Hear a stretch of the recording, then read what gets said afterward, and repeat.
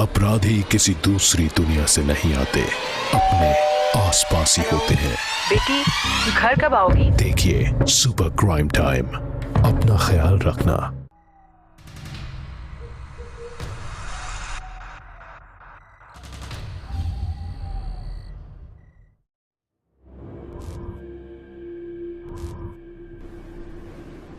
जब भी हिंदुस्तान के सबसे ज्यादा भूतिया जगह का जिक्र किया जाता है तो जो सबसे पहला नाम लोगों की जुबान पर आता है वो है राजस्थान का कुलधरा।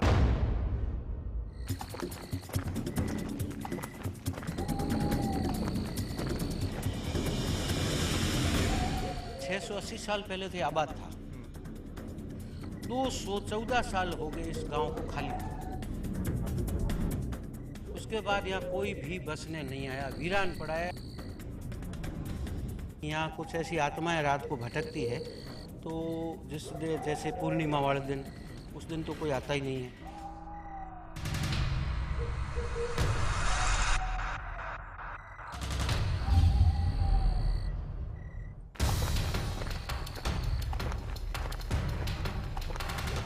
ऐसी काफ़ी सैकड़ों पर्यटकों ने भी कहा है मेरे को आके कि भाई हम उस कमरे के पास बैठे थे रात को और वहाँ आवाज़ें आ रही हैं। यहाँ लोगों को कुछ साए नज़र आते हैं, कुछ चीखने की आवाज़ें आती हैं। क्या ये सच है? अरे भाई अंदर कोई है तो निकल जाओ रे। ये क्यों कर रहे?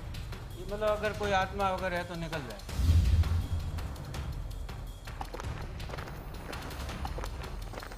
अपनी मौजूदगी का संकेत दीजिए, मशीन को नीचे गिरा दीजिए। आप मेरे को छू के बताइए। तो जो गाड़ी खड़ा करता है तो उसके कांच के ऊपर मतलब हाथ और पैर के पंजे आ जाते हैं। ये छोटे पैरों के निशान जो बच्चे के हैं, यहाँ कोई बच्चा मौजूद नहीं। इस पूरी टीम में कोई भी इतना छोटा नहीं है जिसके पैरों के निशान इतने छोटे।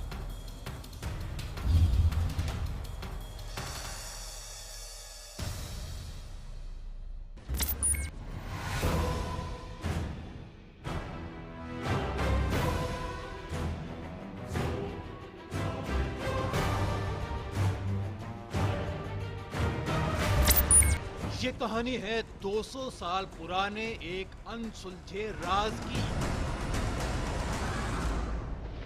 एक ऐसे श्राप की जिसने हंसती खेलती आबादी को हमेशा के लिए वीरान बना दिया। कहानी देश के सबसे डरावने गांव की। कहानी कुलधारा की। तो ये बड़ा भूत यही है, बड़ा भूत यही है कुलधर के अंदर। इस बात को गोखना। तरह तरह की बातें हैं। कुछ ऐसे हादसे हो चुके हैं तो लोगों को विश्वास है कि भाई यहाँ कुछ ऐसी आत्माएं रात को भटकती है। तरह तरह के दावे हैं। ये तो 100% सत्य है। इस गांव का कोई भी एक छोटे से छोटा पत्थर चुरा कर भी लेके गया है, उसका परिवार सुखी नहीं है। बहुत बार तफ्तीश हुई, बहुत बार पड़ताल हुई, सवालों की फेहरिस्त बढ़ती गई, लेकिन जवाब आज तक नहीं मिले। आखिर क्यों इस गांव में कुछ अजीब से हादसे होते हैं? आखिर क्यों उन वीरान घरों में अक्सर रहस्यमय आवाजें सुनने की बातें होती हैं?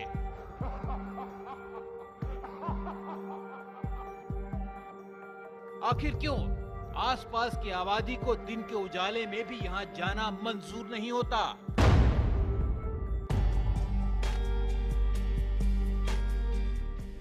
आखिर क्यों देश की इस विरासत पर फुतहा होने की मोहर लगी हुई है? जवाब आज पूरे देश के सामने होगा, क्योंकि आज कुलधरा की शाम अकेली नहीं बीतेगी। IBN7 के 2 संवाददाता वहां होंगे। पैरानॉर्मल सोसाइटी ऑफ इंडिया की टीम वहां होगी। विज्ञान के आधुनिक उपकरण होंगे और वो रहस्यमय कहानी भी होगी जो सदियों से इस गांव को बसने नहीं देती। कहानी देश के सबसे डरावने गांव की। कहानी कुलधरा की। नमस्कार, मैं हूं आकाश सोनी। आज हम पड़ताल करने जा रहे हैं एक ऐसी कहानी की जो जुड़ी है राजस्थान के एक रहस्यमय गांव कुलधरा से। एक ऐसा गांव जो 200 साल पहले एक ही रात में उजड़ गया। जी हां, सही सुना आपने, 200 साल पहले यह गांव एक ही रात के अंदर उजड़ गया और ऐसा उजड़ा कि आज तक यह बस नहीं पाया है। कुलधरा से जुड़ी एक बड़ी ऐतिहासिक कहानी भी है, लेकिन सदियों के वीराने ने इस कहानी को एक नया मोड़ दे दिया है। यहां के लोग, यहां के जाने वाले सैलानी ये सब दावा करते हैं कि इस गांव में कुछ अनजान शक्तियां हैं। शायद यही वजह है कि कुलधरा पर सदियों से भूतहा होने का कलंक लगा है। इसे देश की सबसे डरावनी जगहों में से एक माना जाता है। तो चलिए शुरू करते हैं कुलधरा की इन कहानियों की पड़ताल और कोशिश करते हैं समझने की कि ये कलंक क्या मिट सकता है।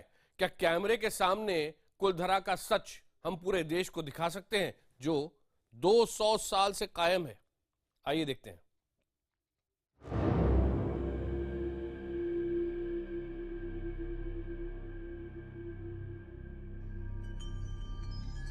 बरसों से सुनते आए हैं राजस्थान में कोई गांव है जहां आबादी के तमाम निशान हैं,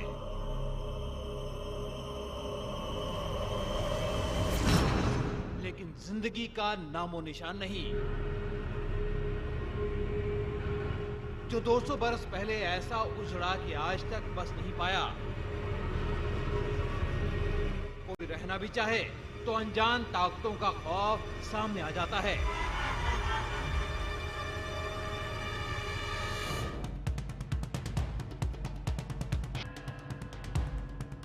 IBN7 की ये कोशिश विश्वास और अंधविश्वास के बीच उस बारीक सी लकीर को तलाशने की है।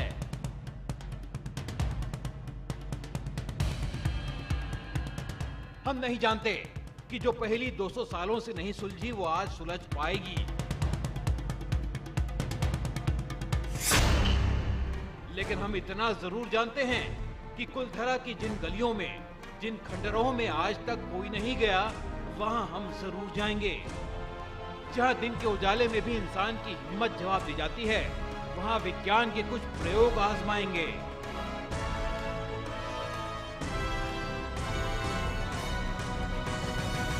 राजस्थान में खूबसूरती है, कल्चर है और बेहद शानदार फिजा है, लेकिन उसके साथ ही रहस्य से जुड़ी कुछ ऐसी कहानियां हैं जिनका हल आज तक किसी को नहीं मिला।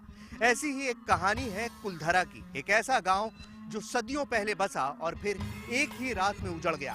कहते हैं कि इस गांव में रात में जाना मना है। आखिर क्या है हकीकत, ये जानने के लिए हम पहुंचे हैं जैसलमेर से 18 किलोमीटर दूर कुलधरा गांव में।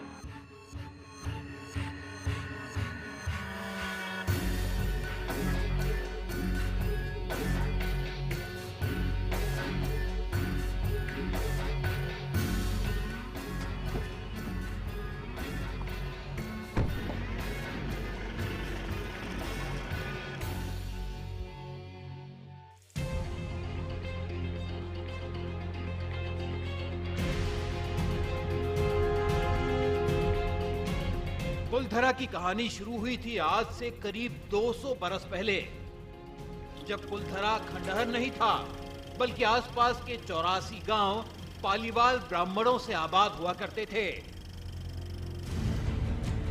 लेकिन फिर जैसे कुलधरा को किसी की बुरी नजर लग गई। वो शख्स था रियासत का दीवान सालम सिंह। सालम सिंह जब 11 साल के थे तब उनके पिता का मर्डर उसके राजकुमार ने ही, यहाँ के राजकुमार ने ही सरे सभा में किया था। और उसका सालम सिंह जो है वो चश्मदीद गवाह था। उसके दिमाग पर जो है इसका बहुत बुरा असर हुआ और जब वो उसका मंत्री बनने की बारी आई तब उसने चुन चुन कर बदले लिए इन सब से। और चूंकि सत्ता जब हाथ में आ जाती है और जवानी होती है और आदमी के अंदर जो है वो आग होती है तो वो क्रूर और निरंकुश हो जाता है। वो क्रूर और निरंकुश हो गया था।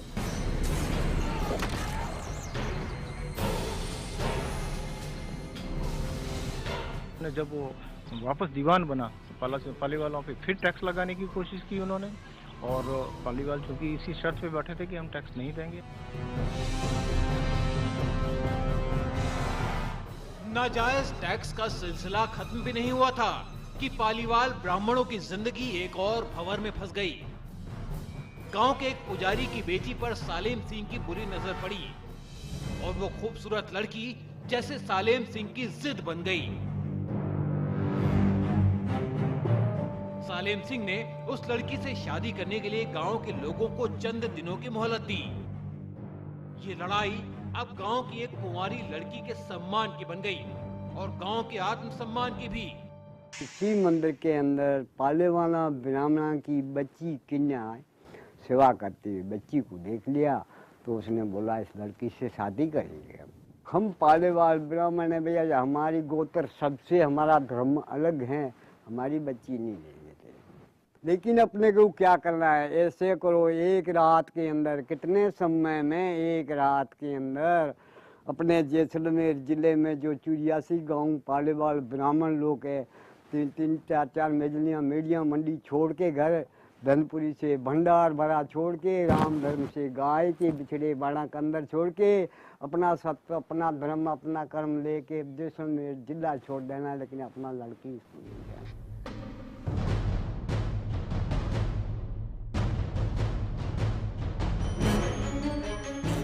गांव की चौपाल पर पालीवाल ब्राह्मणों की बैठक हुई और 5000 से ज्यादा परिवारों ने अपने सम्मान के लिए रियासत छोड़ने का फैसला ले लिया।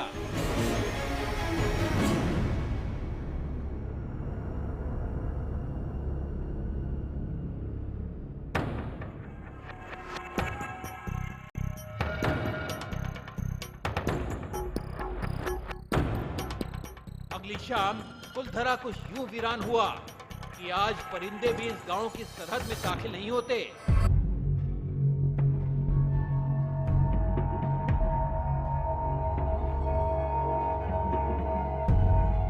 कहते हैं गांव छोड़ते वक्त उन ब्राह्मणों ने इस जगह को यानी कुलधरा को श्राप दिया था।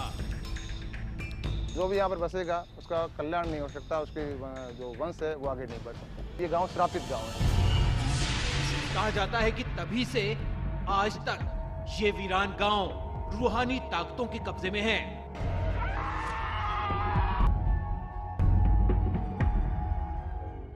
कहा जाता है कि ऐसी रूहानी ताकतें हैं यहाँ जो आने वाले को अपनी मौजूदगी का एहसास करवाती हैं।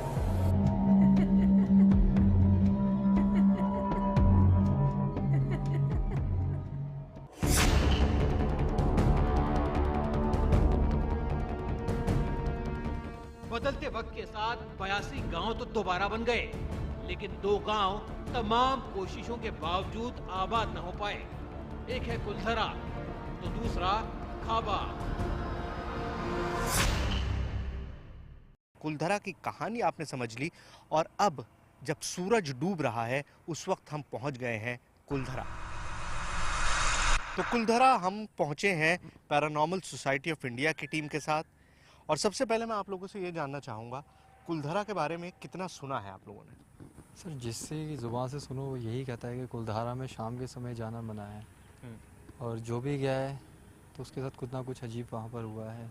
किसी को कहता है साया नज़र आया, ठीक है, तो काफ़ी सुना है इसके बारे में। तो वही हम लोग जानने के लिए जा रहे हैं कि ऐसा क्या है वहाँ पर जो लोग जाने से डरते हैं। तो शाम के बाद जाना कुलधरा में मना है, मुझे बताइए क्या उम्मीद कर सकते हैं हम यहाँ पर? उम्मीद तो सोहेल जी जाने के बाद ही पता लगेगा, अभी तो कहा नहीं जा सकता। बस किस्से कहानियों में या इंटरनेट वगैरह पर भी हॉन्टेड प्लेसेस की लिस्ट में नंबर 1 पर है ये। श्रापित है, ब्राह्मणों का श्राप है, बस बाकी वहाँ जाके देखते हैं क्या मिलता है, क्या होता है। तो श्रापित है, ब्राह्मणों का श्राप है, और आखिर इस श्राप का असर हम पर कितना होता है यही देखने के लिए हम जा रहे हैं कुलधरा।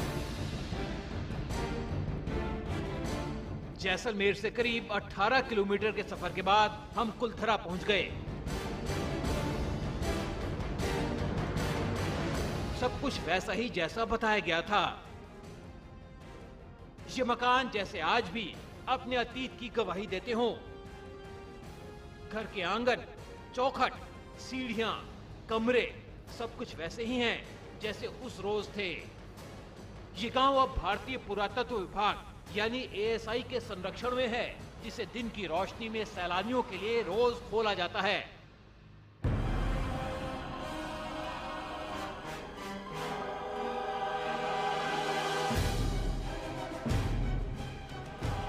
सैकड़ों पर्यटक आते हैं, देश की इस विरासत को करीब से देखते हैं, लेकिन अकेले नहीं लौटते। उनके साथ जाती हैं कुछ कहानियाँ। जैसे सबसे पहले मैं तो बाहर था, मैं विलेज में आया, तब तक मेरे को कुछ नहीं हुआ। जब मैं एकदम से अंदर आया, तब मेरे को ऐसा लगा कि कोई मेरा पीछा कर रहा है, कोई एकदम से सामने आ जाएगा मेरे। गांव का एक मंदिर है जो आज भी श्राप से मुक्त है। एक बावड़ी भी है जो उस दौर में पीने के पानी का जरिया थी। एक खामोश गलियारे में उतरती कुछ सीढ़ियां। कहते हैं शाम ढलने के बाद अक्सर यहां से कुछ आवाजें सुनाई देती हैं। लोग मानते हैं कि वो आवाजें 18वीं सदी का वो दर्द है जिससे पालीवाल ब्राह्मण गुजरे थे। गांव के कुछ मकान हैं जहां अक्सर रहस्यमय परछाई दिखने के दावे होते हैं।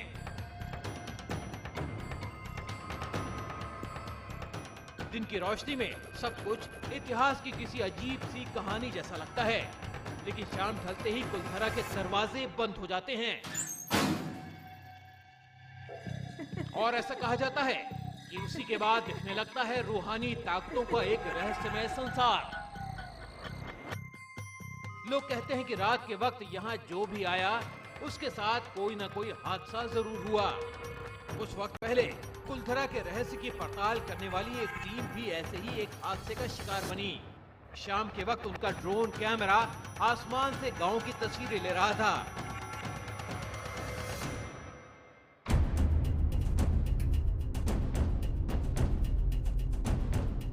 लेकिन जैसे ही ये ड्रोन कैमरा उस बावड़ी के ऊपर पहुंचा, अचानक कैमरा हवा में गोते लगाता हुआ जमीन पर आ गिरा। जैसे कोई था जिसे वो कैमरा वहां मंजूर न था। लेकिन हम फैसला कर चुके थे, हर अनहोनी का बराबरी से मुकाबला करेंगे। जहां कोई नहीं गया वहां तक जाएंगे। जिसे किसी कैमरे ने नहीं देखा वो तस्वीरें कैद करेंगे और सूरज की पहली रोशनी के साथ 200 साल पुराने अंधविश्वास को दुनिया के सामने लाएंगे। विज्ञान के आधुनिक उपकरणों और पैरानॉर्मल सोसाइटी ऑफ इंडिया की लंबी चौड़ी टीम के साथ हम देश के सबसे डरावने गांव में दाखिल हुए। सदियों पहले जो गांव हमेशा के लिए वीरान हो गया, करीब 950 मकान जो हमेशा के लिए खाली हो गए, उनमें आज दोबारा रोशनी है और वो रोशनी हमारी लाइट्स की है। हमारे साथ कुलधरा के केयरटेकर आलोक जी हैं जो पिछले 23 साल से इस इलाके की देखरेख करते आ रहे हैं। आलोक जी, सबसे पहले मुझे ये बताइए कि कुलधरा को लेकर हम कोई भी वेबसाइट खोलते हैं तो सबसे दहशत वाली जगहों में, सबसे खौफनाक जगहों में कुलधरा का नाम सबसे ऊपर आता है। क्यों इतना खौफ है? देखो, ये कुलधरा जो गांव है, एक तो यहाँ कोई लोकल पॉपुलेशन शाम को नहीं आती है। लोगों का मानना है कि यहाँ भूत है और कुछ ऐसे हादसे हो चुके हैं, तो लोगों को विश्वास है कि भाई यहाँ कुछ ऐसी आत्माएं रात को भटकती है।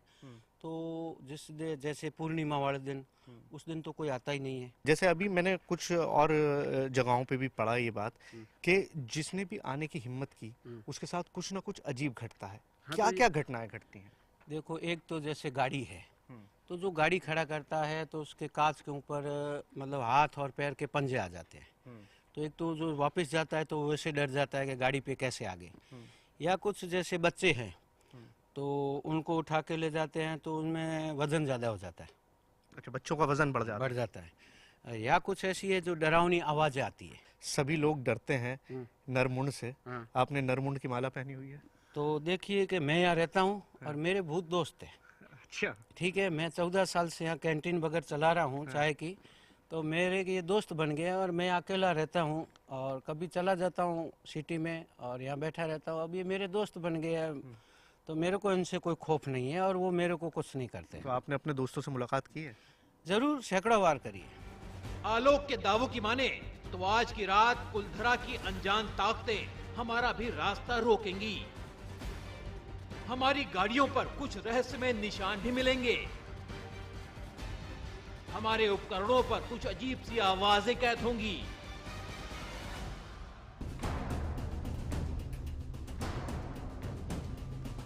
क्या होगा? क्या अगली सुबह कुलधरा से जुड़ी तमाम अफवाहें हमेशा के लिए दम तोड़ देंगी? क्या कुलधरा एक श्राप के कलंक से आजाद हो पाएगा? हम पड़ताल कर रहे हैं देश के सबसे डरावने गांव कुलधरा की। ब्रेक से पहले हमने आपको कुलधरा की कहानी दिखाई, लेकिन अब बारी है रात के अंधेरे में कुलधरा के दावों को परखने की। वैज्ञानिक उपकरणों के सहारे कुलधरा के कलंक को हमेशा के लिए दूर करने की। लेकिन क्या ये हो सकता है?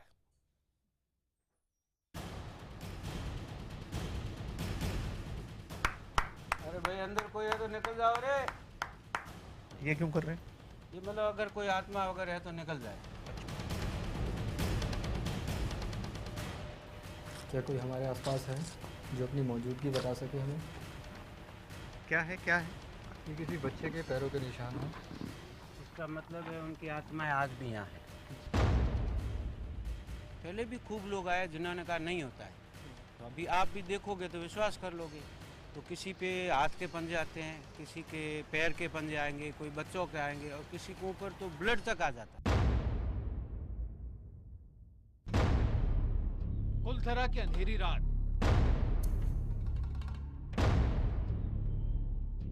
और इस वीरान गांव में बस हम थे। पैरानॉर्मल सोसाइटी ऑफ इंडिया की टीम थी। कुलधरा के 24 साल पुराने केयर टेकर भी थे, और वो कहानियां थी जो खौफ बनकर आज भी सीने में धड़कती हैं। कुलधरा की तफ्तीश हमने उसी घर से शुरू की जिसकी कहानी सबसे ज्यादा डरावनी बताई गई। आज आपकी आंखों के सामने मुकाबला होगा अलौकिक शक्तियों का और साइंस का, जिसे हम पैराविज्ञान कहते हैं।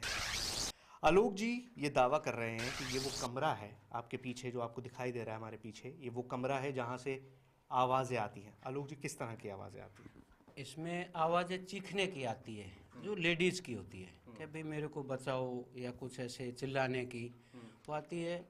जबकि मैंने भी 1-2 बार सुनी है, और बाकी यहाँ जो पर्यटक जो रात को आते हैं जिसको शौक है भूत देखने का, वो भी यहाँ आके बैठते हैं। फिर वो कहते हैं कि भाई हमने आवाज़ें सुनी, हम भग के बाहर गेट की तरफ आ गए। इसलिए कंफर्म है कि यहाँ आवाज़ें आती हैं।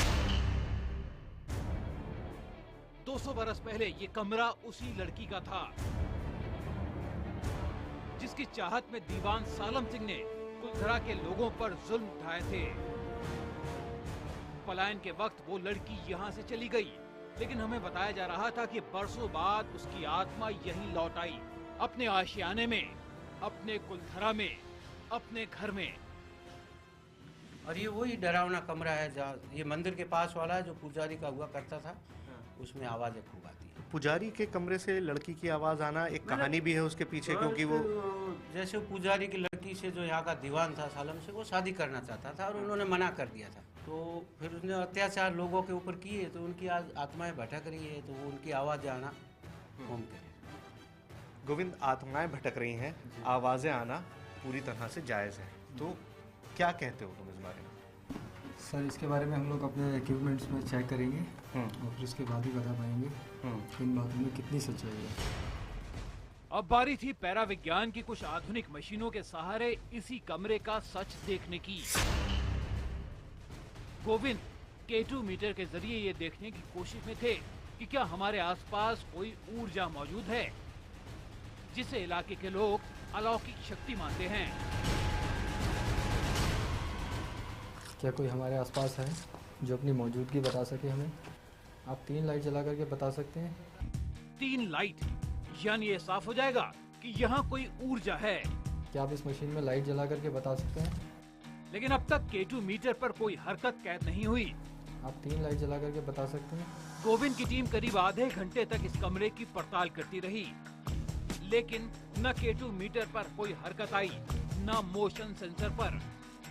मोशन सेंसर यानी किसी भी तरह की गतिविधि, कोई भी हरकत कैद करने वाला यंत्र। लेकिन क्या वॉइस रिकॉर्डर पर कोई आवाज कैद हुई है, इसका पता कुछ देर बाद चलेगा। तो कुलधरा के जिस कमरे में ये दावा किया गया कि वहाँ पर कंटिन्यूसली लोगों के चीखने की, एक महिला के चीखने की आवाज़ आती है, वहाँ पर हमने अपने इक्विपमेंट्स लगाए हैं और कोई भी आवाज़, कोई भी हरकत हमें अभी तक नहीं दिखाई दी है। थोड़ी देर बाद आके इसको दोबारा चेक करेंगे। तब तक आलोक जी के कुछ और दावे हैं, कुलधरा को लेके कुछ और बातें हैं, वो चेक करते हैं। आइए। आलोक हमें कुलधरा के एक सबसे बड़े घर में ले जाने वाले थे, लेकिन इसी बीच हमें अपनी कार के शीशे पर एक अजीबोगरीब रहस्यमय निशान दिखाई दिए। कार के पिछले शीशे पर हाथों के निशान थे, जो शीशे पर जमी धूल के बीच साफ दिख रहे थे।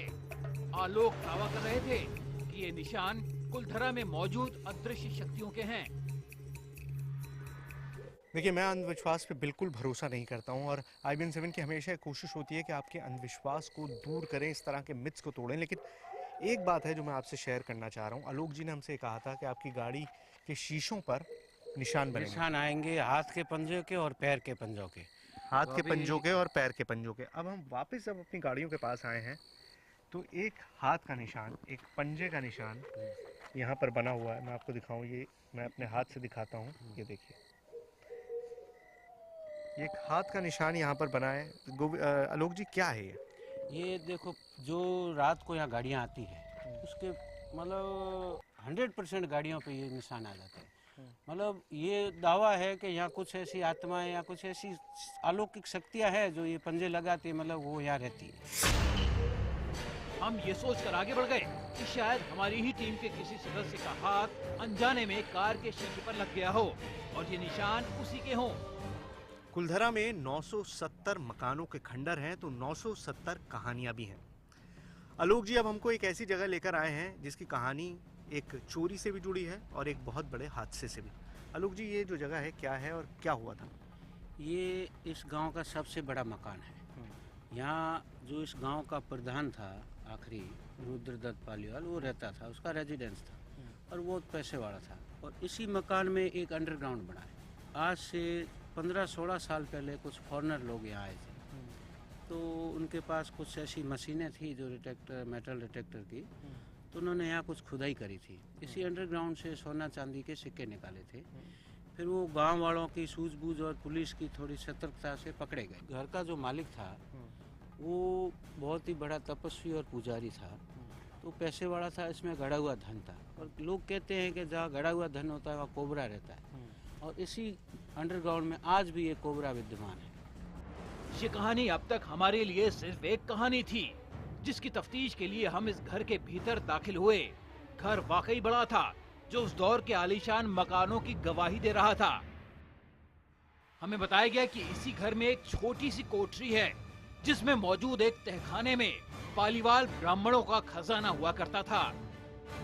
कहानियां ये कहती हैं कि उसी खजाने की हिफाजत आज भी करता है एक जहरीला कोबरा और कुछ अनजान शक्तियां। अरे भाई, अंदर कोई है तो निकल जाओ रे। ये क्यों कर रहे हैं? ये मतलब अगर कोई आत्मा वगैरह है तो निकल जाए। अच्छा, ठीक है ना, इसलिए अपन सेफ हो जाएंगे। कमरे के एक कोने में उस तहखाने का रास्ता दिख रहा था। मुमकिन है कुलधरा छोड़ते वक्त पालीवाल ब्राह्मणों की दौलत वाकई यहाँ मौजूद हो, लेकिन यहाँ अनजान ताकतों के मौजूद होने का दावा हजम करना मुश्किल था। ये वो जगह है जहाँ पर जो बाहर के इंटरनेशनल टूरिस्ट आए थे, आलोक जी बता रहे हैं, उन्होंने यहाँ से सोना चांदी निकाला। और दिन में भी यहाँ पर कोई कदम नहीं रखता, क्योंकि लोग ये मानते हैं कि यहाँ पर एक कोबरा रहता है। अब कोबरा को तलाशने की हमारे पास, हमारी जो पैरानॉर्मल सोसाइटी ऑफ इंडिया के दोनों लोग हैं, हमारे पास कोबरा को तलाशने की तो कोई मशीन है नहीं। लेकिन अंधेरा बहुत ज़्यादा है, अंदर ख़तरा बहुत है। और जैसे आलोक जी ने कहा, आलोक जी अगर अंदर उतरने की कोशिश करें तो क्या होगा? नहीं तो फिर आप अपनी रिस्क पे जाइए, तो अंदर जाना मतलब सेफ नहीं है, अच्छा नहीं है। आप कृपया नहीं जाएं तो ही अच्छा रहेगा। हम भीतर तो नहीं गए, लेकिन टॉर्च की रोशनी में तहखाने को खंगालने की पूरी कोशिश की। हो सकता है वाकई यहाँ कोई सांप हो, लेकिन हमें कुछ दिखा नहीं। कोई अनजान शक्ति तो बिल्कुल भी नहीं।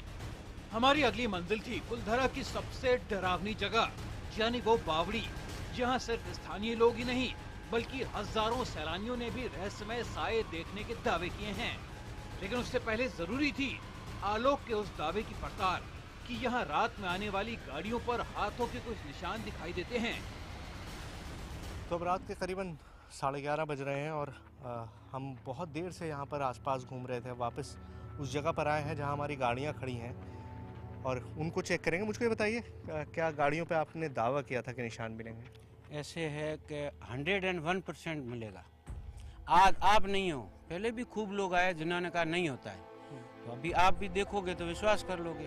तो किसी पे हाथ के पंजे आते हैं, किसी के पैर के पंजे आएंगे, कोई बच्चों के आएंगे और किसी के ऊपर तो ब्लड तक आ जाता है। ठीक है, अब ये काम मैं आप दोनों पर छोड़ता हूँ। देख लो और आप अपना खुद देख। जो पैरानॉर्मल सोसाइटी के आप दोनों लोग हैं भाई, आप गाड़ी को चेक करिए, ठीक है, और फिर हमारे दर्शकों को बताइए कि क्या आपको कोई निशान यहाँ पर दिखा है। गाड़ी आपके पास है, टॉर्च है, लाइट है। गोविंद और चंद्र प्रकाश गाड़ी के शीशों पर उन निशानों की पड़ताल करने लगे। गाड़ी के बाईं तरफ कोई निशान नहीं मिला। गोविंद जी, ये तो खैर पहले वाला ही है, ये पिछली बार वाला ही है। लेकिन दूसरी तरफ वाकई कुछ निशान एक पहेली बनकर मौजूद थे। देखो, ये बच्चे का है। ठीक है। क्या है, क्या है? ये किसी बच्चे के पैरों के निशान हैं। आप कहते हो नहीं होंगे, ये क्या है? ये देखिए,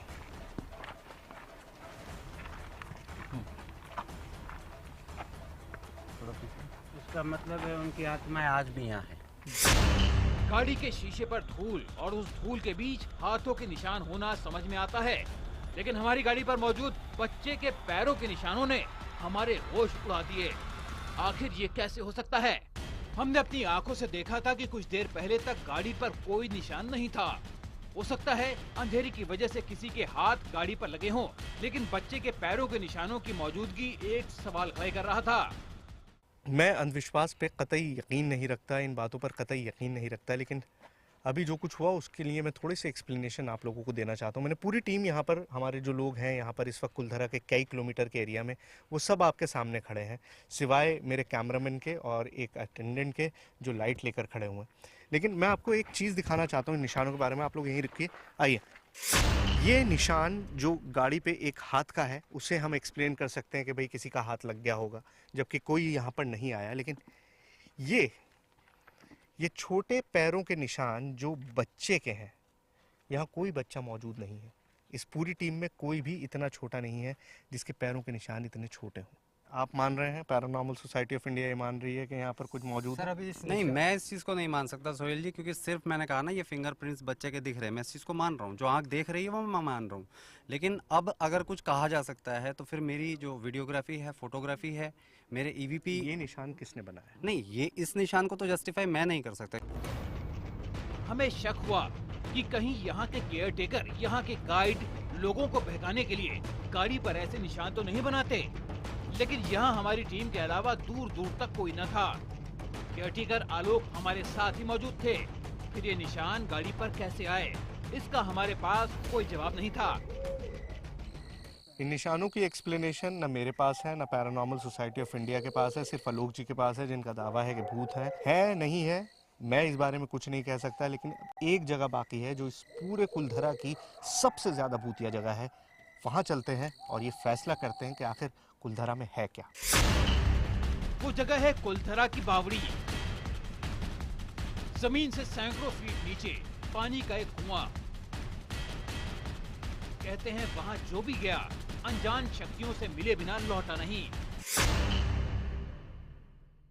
कुलधरा में हमारी टीम को अब तक जो कुछ भी दिखा उसका हमारे पास कोई जवाब नहीं है। रास्ता अब एक ही बचा है कि हमारी टीम कुलधरा की सबसे डरावनी जगह पर पहुंच जाए, उस बावड़ी के अंदर जहां लोगों ने अक्सर किसी को देखने के लिए दावे किए हैं। आइए उतरते हैं इसी बावड़ी में।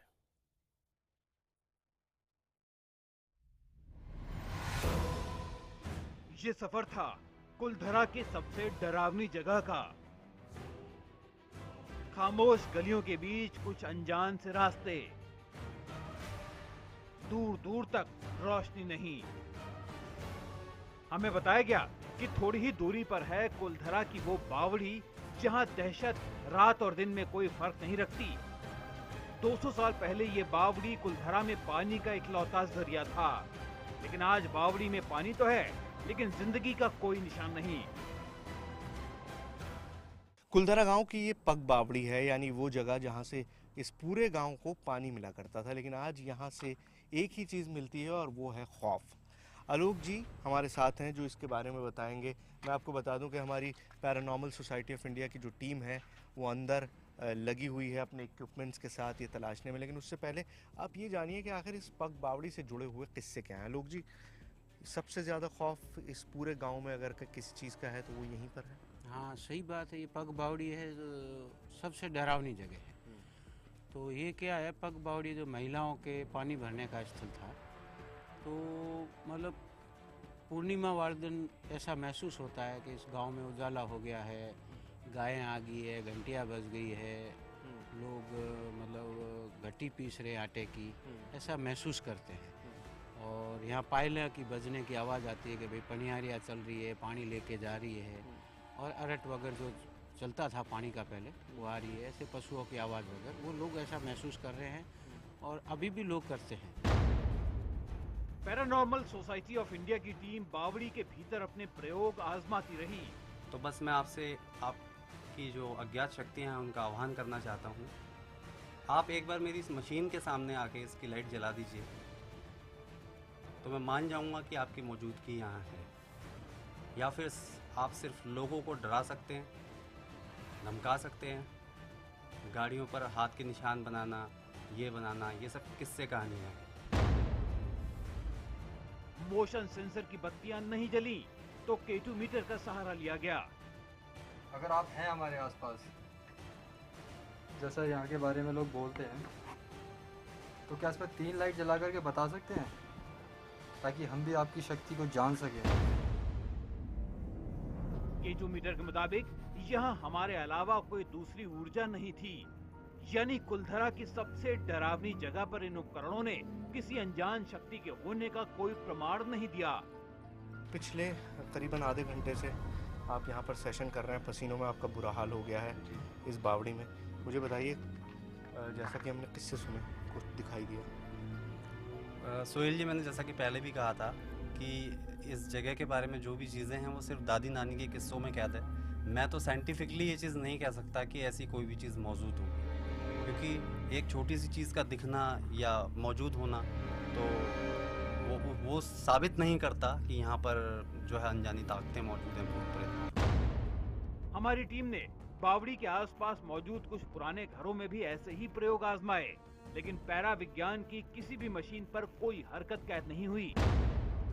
इंटरनेट पर हजारों किस्से और टेलीविजन पर सैकड़ों कहानियां। कुलधरा के बारे में आपने भी बहुत कुछ सुना था और हमने भी, लेकिन आज पूरी रात यहाँ बिताने के बाद मैं ये कह सकता हूँ कि मुझे यहाँ कुछ महसूस नहीं हुआ। पैरानॉर्मल सोसाइटी ऑफ इंडिया की टीम मेरे साथ थी और उन्होंने अपने हर तरह के एक्सपेरिमेंट से ये बात साबित की कि यहाँ पर जितनी भी बातें होती हैं वो सिर्फ मिथ है, भ्रम है। लेकिन अभी एक टेस्ट बाकी है और वो ये कि हमें बताया गया है कि गाड़ियाँ स्टार्ट नहीं होती और रात के अब 2 बज रहे हैं, देखते हैं गाड़ी स्टार्ट होती है या नहीं।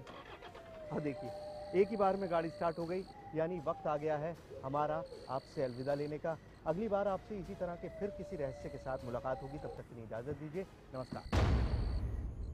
कुलधरा से हमारा सही सलामत निकल जाना, वैज्ञानिक उपकरणों पर कोई हरकत दर्ज न होना शायद सबसे बड़ा सबूत है कि कुलधरा की खौफनाक कहानियां सिर्फ एक अफवाह हैं।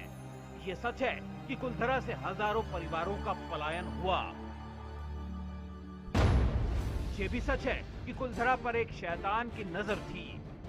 ये भी सच है कि कुलधरा में आज भी राजस्थानी संस्कृति की झलक मिलती है।